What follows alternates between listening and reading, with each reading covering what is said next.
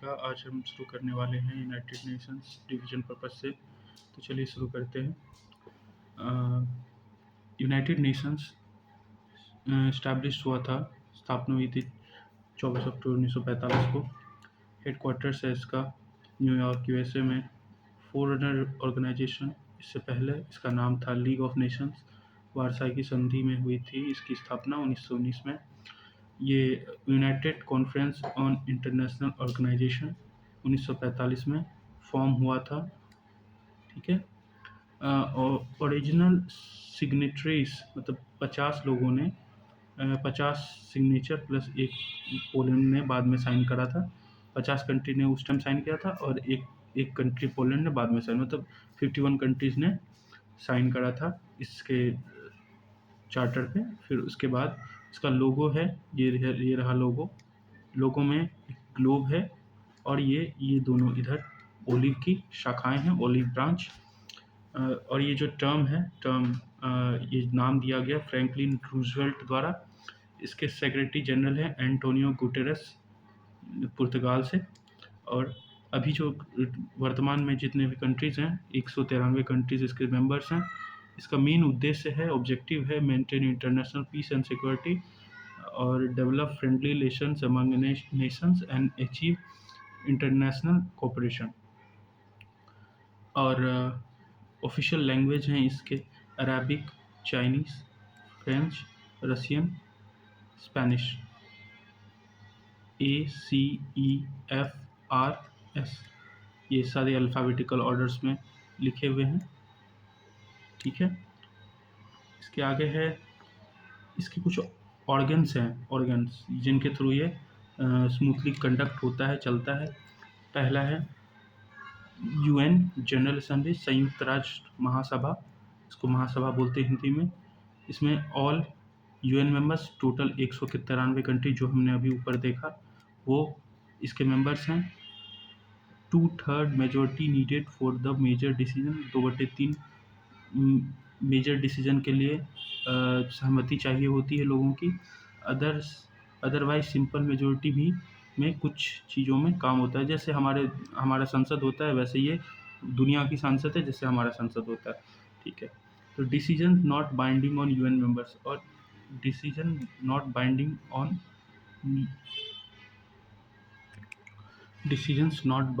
On UN members, मतलब इसके जो डिसीजन हैं यूनाइटेड नेशन मेंबर्स पे बाध्यकारी नहीं होते। इनकी की फंक्शंस हैं, मुख्य कार्य: approve the UN budget, appoints secretary general और make recommendation through the resolution. Means संयुक्त राष्ट्र के बजट की मंजूरी देना और महासचिव की नियुक्ति करना, प्रस्तावों के माध्यम से सिफारिशें करना। आगे है यूनाइटेड नेशन सिक्योरिटी काउंसिल। ठीक है। टोटल 15 मेंबर्स हैं इसमें, 5 परमानेंट और 10 नॉन परमानेंट और स्थायी सदस्य और 5 स्थायी सदस्य। स्थायी सदस्यों में ध्यान रखिएगा भारत इसका हिस्सा नहीं है, India is not the member. ठीक है। इसमें जो स्थापक देश हैं वो इसके मेंबर्स हैं, जैसे Britain, France, China, USA, Russia, ये सारे मेंबर्स हैं परमानेंट। और 10 नॉन परमानेंट मेंबर्स में का जो इलेक्टेड टर्म्स है वो 2 साल का होता है। Originally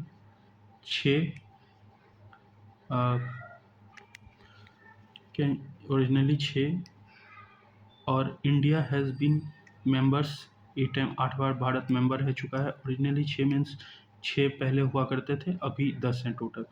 Japan elected as non permanent member most of the numbers of time, और जापान को हमेशा से, मतलब सबसे ज़्यादा बार नॉन परमानेंट मेंबर रखा गया है।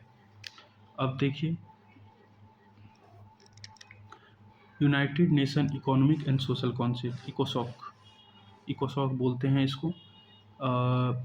ये क्या करता है, ये international economic and social cooperation को प्रमोट करता है। इसके 54 मेंबर्स 3 साल के लिए इलेक्ट होते हैं। जैसे यहाँ पे 10 था तो यहाँ 10 मेंबर्स 10 नॉन परमानेंट में 2 साल के लिए सिलेक्ट होते थे। ऐसे यहाँ 54 मेंबर्स 3 साल के लिए सेलेक्ट होते हैं। फिर है United nation international court of justice, ये है दुनिया का कोर्ट, इसका हेग नेदरलैंड में ये इसकी हेडक्वार्टर है। और ये एक जुडिशियल ऑर्गन है किसका, यूएन का। 15 जज 9 साल का टर्म होता है, 15 जज होते हैं, 9 साल का टर्म होता है इनका। इसके successor of the permanent court international justice established 1920 under league of Nations. ये कह रहा है कि राष्ट्र संघ के तहत 1920 में स्थापित स्थायी अंतर्राष्ट्रीय न्यायालय का उत्तराधिकारी। ठीक है, इसका मतलब ये है कि राष्ट्रसंघ के तहत 1920 में स्थायी अंतर्राष्ट्रीय न्यायालय का उत्तराधिकारी कौन होता है, permanent court of international justice उत्तराधिकारी होता है। चलते हैं आगे। यूनाइटेड नेशन ट्रस्टीशिप काउंसिल, संयुक्त राष्ट्र न्याय परिषद, ये इसको सस्पेंड कर दिया गया था 1 नवंबर 1994 पलाऊ के इंडिपेंडेंस के ठीक बाद।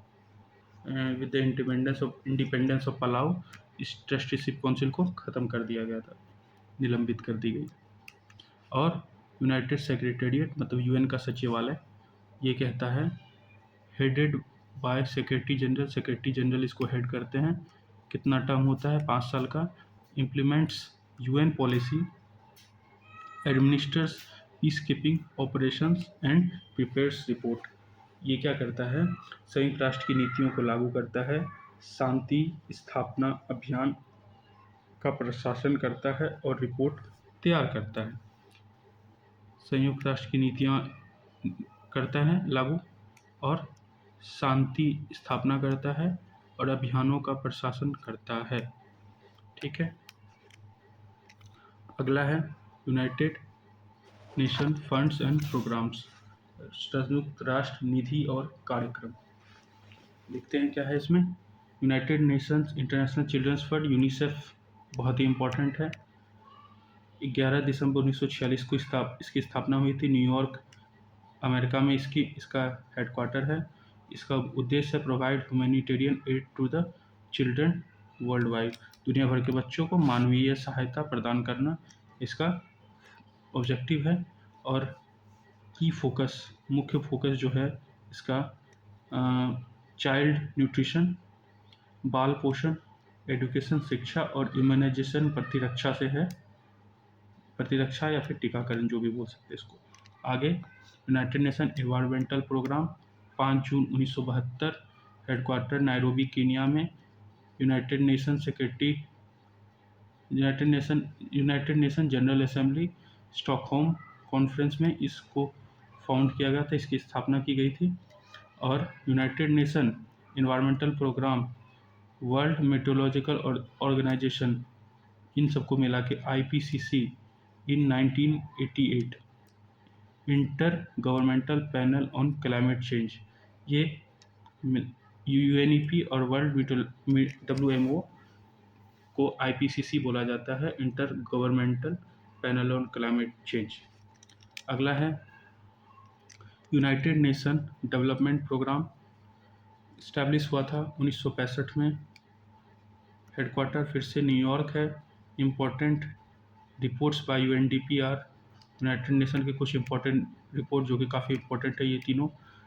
ये human development report, gender inequality index और global multi dimensional poverty index जारी करता है। ये सारे रिपोर्ट ये संस्था जारी करती है, UNDP जारी करती है, यूनाइटेड नेशन डेवलपमेंट प्रोग्राम ये जारी करता है। और की फोकस इसका रहता है, मुख्य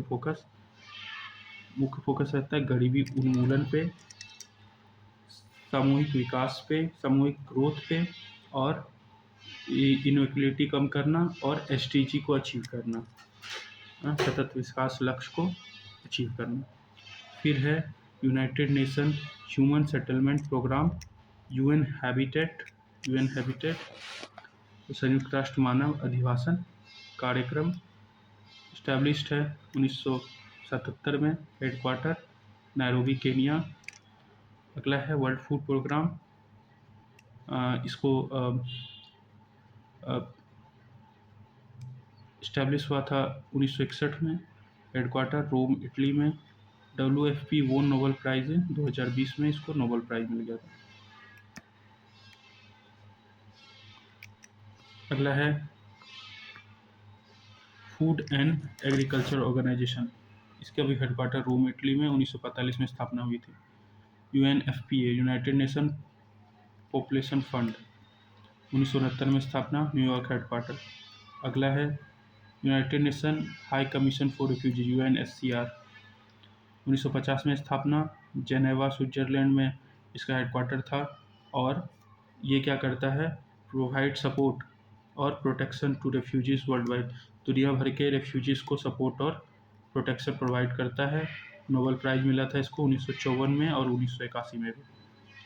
अगला है civil aviation ICAO international civil aviation organisation, 1947 में स्थापना, शिकागो कन्वेंशन में, और हेडक्वार्टर मॉन्ट्रियल कनाडा।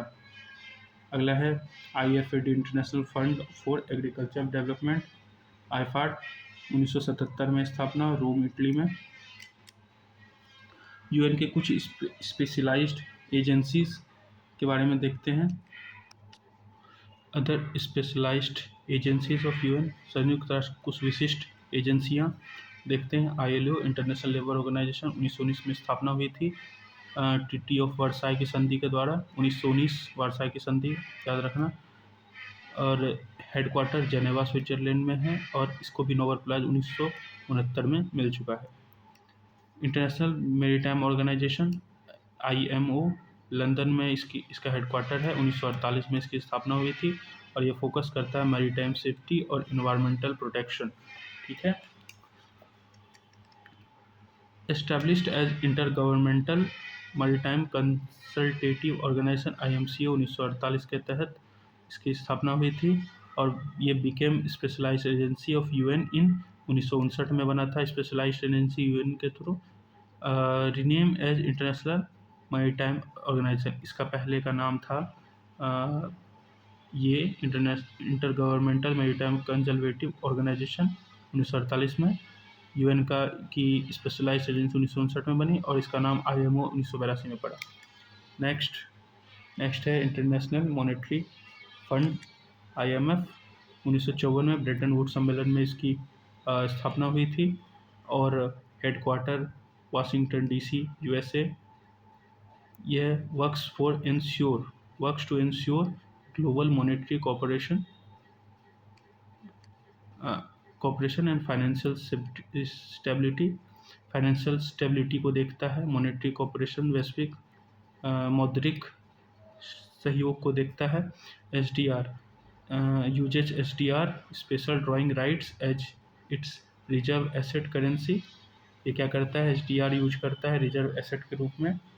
और SDR बास्केट ऑफ 5 करेंसी, जो कि US डॉलर, येन, यूरो, पाउंड, रेनिम्बी, ये SDR है। 5 करेंसी का जो बास्केट है, इसमें US डॉलर, येन, यूरो, पाउंड, रेनिम्बी चाइना की करेंसी, पाउंड स्टर्लिंग UK की करेंसी, यूरो यूरोपियन यूनियन, येन जापान, US डॉलर तो पता ही है। वर्ल्ड बैंक 1984 में इसको भी ब्रेटन वुड्स सम्मेलन में वाशिंगटन DC इसका हेडक्वार्टर है। World bank is a group of following 5 institution. अब यहाँ देखिए IMF world bank twin organisation कहलाते हैं। ठीक है, जुड़वा संगठन IMF और वर्ल्ड बैंक को कहते हैं, कभी कभी क्वेश्चन पूछता है। और वर्ल्ड बैंक के 5 इंस्टीट्यूशन देखते हैं क्या क्या है। IBRD international bank of reconstruction and development, headquarter सबका वाशिंगटन DC जाएगा। IDA international development of association, IFC international finance corporation, Maiga multilateral investment guarantee agency, ICSID आपका हो गया international centre for settlement of investment disputes. ये हो गए।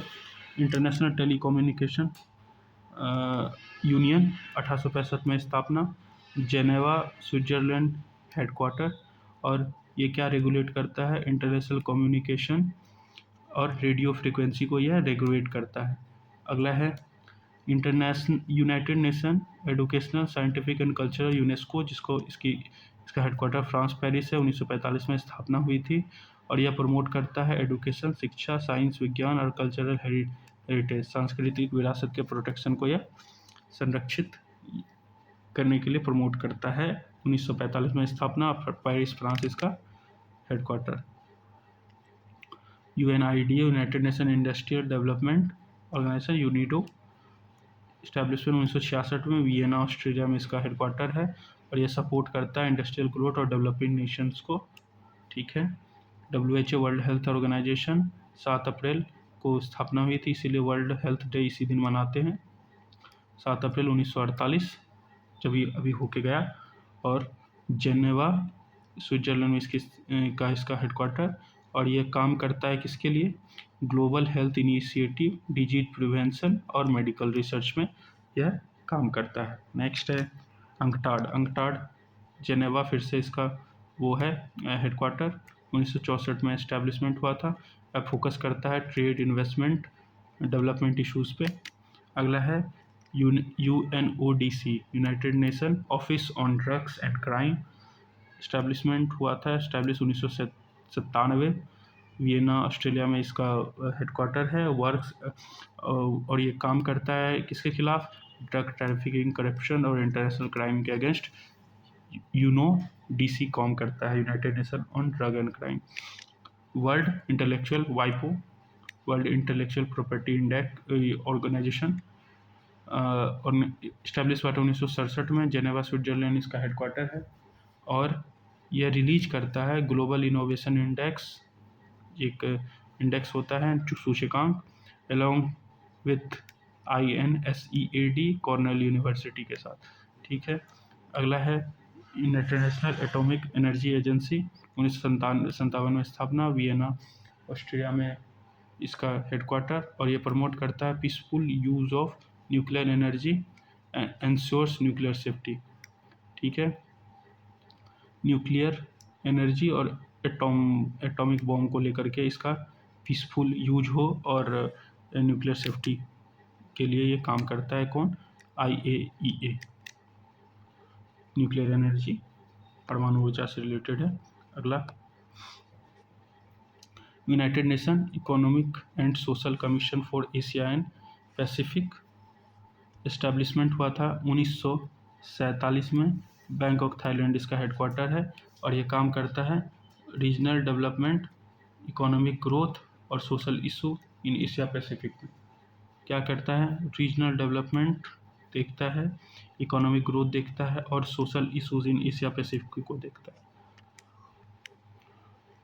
और है world trade organisation, world trade organisation 1995 में स्थापना, कहाँ पे? माराकेश एग्रीमेंट, माराकेश समझौता के तहत 1994 में, 1995 में स्थापना, बहुत इंपॉर्टेंट। जेनेवा स्विट्जरलैंड में इसका हेडक्वार्टर, रेगुलेट्स ये क्या रेगुलेट करता है? नेशनल ट्रेड बिटवीन नेशंस को रेगुलेट करता है, और इसने इस किसके जगह पे आया? GATT, general agreement on tariff and trade के तहत आया है, और 1948 में 1948 में जिसकी स्थापना हुई थी गेट की, और इसको WTO ने रिप्लेस कर लिया। गेट 23 मेंबर था गेट का, और WTO के पास 166 मेंबर हैं अभी। और उसके बाद करंट डायरेक्टर जनरल जो हैं अंगोजी ओकोंजो-इवेला, नाइजीरिया के। धन्यवाद। यूनाइटेड नेशंस से रिलेटेड जितने भी क्वेरीज हैं वो समाप्त होते हैं। धन्यवाद।